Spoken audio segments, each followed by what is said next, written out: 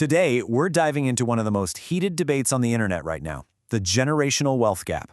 If you've spent any time online lately, you've absolutely seen this.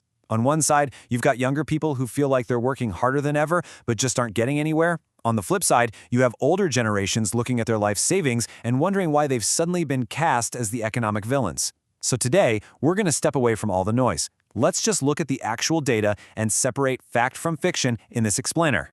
Right off the bat, here's the massive question dominating social media, family dinners, and financial blogs. Did one generation basically hit the jackpot and leave the next one footing the bill? It's a really heavy accusation. I mean, for a 30-year-old today who has a good job and is actively saving, becoming a millionaire often feels like a total pipe dream. And it's super easy to point a finger at the baby boomer generation and say, hey, you guys had it so much easier, and you're the reason we're struggling. But is that actually true? Let's take a look at the numbers. Looking at the Federal Reserve data, it becomes immediately clear why millennials are so incredibly frustrated. Check this out. Baby boomers hold roughly 50%, half, of all U.S. household wealth. But here's the kicker. They only make up about a fifth of the population. Meanwhile, millennials are sitting over here with just a tiny 10% slice of that pie. Seeing that massive disparity? Yeah, it's really easy to validate the younger generation's anger. On paper, it literally looks like someone rigged the game. Section 1. Why millennials are struggling. The fundamental issue here is that the basic building blocks for middle-class wealth have gotten drastically more expensive. When boomers were entering the workforce, college wasn't free, but it was profoundly more affordable. Today, even when you adjust for inflation, tuition has just skyrocketed. And then there's housing, which is the biggest pain point today. Millions of boomers bought homes decades ago at prices that seem like absolute fairy tales to us now. Today, home prices have grown so much faster than incomes that just saving up for a 20% down payment could easily take a millennial more than a decade. And all of this just created a perfect storm of terrible timing and bad luck. A lot of older millennials had the huge misfortune of graduating right smack in the middle of the Great Recession. Jobs vanished, hiring completely froze, and starting salaries tanked. Economists actually know that graduating into a recession depresses your earnings for a decade or more. And just as millennials were finally starting to catch up, bam, skyrocketing rent, astronomical childcare costs, and the sudden return of heavy inflation. Every time they took a step forward, life just got more expensive. Which brings us to this staggering number, $1.9 trillion. That's the current outstanding student loan debt in the U.S. This is a crushing weight that millennials are carrying, and boomers largely just didn't have it. Every single dollar a 30-year-old sends to a student loan servicer is a dollar essentially stolen right out of a house down payment, an emergency fund, or a retirement account. It's acted like a giant anchor, totally stalling an entire generation's financial momentum. So, case closed, right? Boomers had it easy, millennials have it impossible. Well, not quite. Section 2. The missing variable. Age.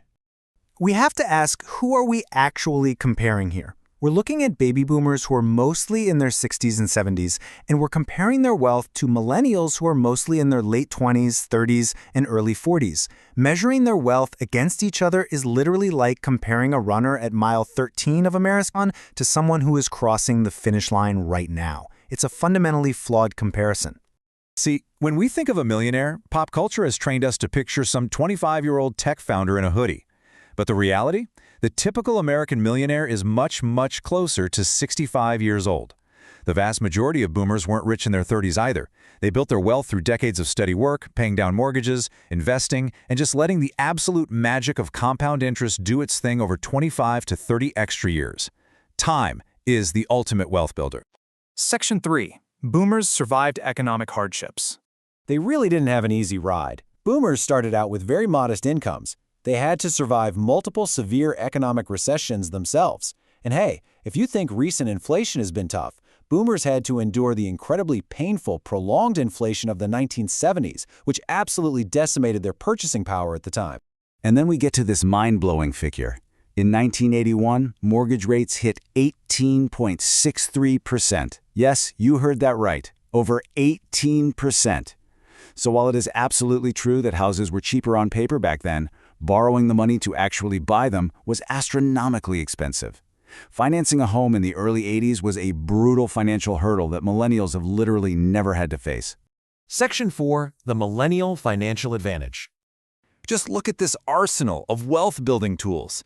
Millennials have access to ultra-low-cost index funds, zero-commission stock trading right on their phones, high-yield online savings accounts, advanced retirement calculators, and just endless hours of free financial education on YouTube and podcasts. From a purely mechanical standpoint, building wealth has never been more accessible in human history than it is right now. And guess what? Those tools are actually working. Despite all the doom scrolling and negativity you might see online, Federal Reserve data shows that millennial wealth is actually growing rapidly. Thanks to rising wages, delayed but eventual homeownership, and some massive stock market gains over the last decade, millennials are actually catching up way faster than the popular narrative suggests. They aren't out of the race at all. They're just in the middle miles. Plus, there is a massive paradigm shift on the horizon. Over the next 2 decades, we are going to witness the largest transfer of wealth in human history. Tens of trillions of dollars will pass from older generations down to younger ones through inheritances. Now, while this doesn't solve systemic issues and obviously doesn't benefit every family equally, on a macro scale, it is going to drastically reshape who owns America's assets. Section 5, the final verdict. Here's the truth. We're looking at 2 completely different economic environments. Not a generational war with a clear winner and loser. Baby boomers absolutely benefited from cheaper college and buying homes before decades of explosive price growth. Those advantages were very real. But millennials have unprecedented access to financial markets and tools that make wealth creation incredibly efficient. Neither generation got a perfect deal. They just faced wildly different landscapes and a totally different set of opportunities. I want to leave you with a provocative thought here. Knowing the full story now, which economic environment would you actually prefer? Would you trade your modern index funds, free trading apps, and digital side hustles to go back to 1981, where the house was cheap, but your mortgage rate was pushing 19%, and you had to call a stockbroker on a rotary phone just to invest? It's a really fascinating choice. Which would you choose? Think about that, and we'll see you in the next explainer.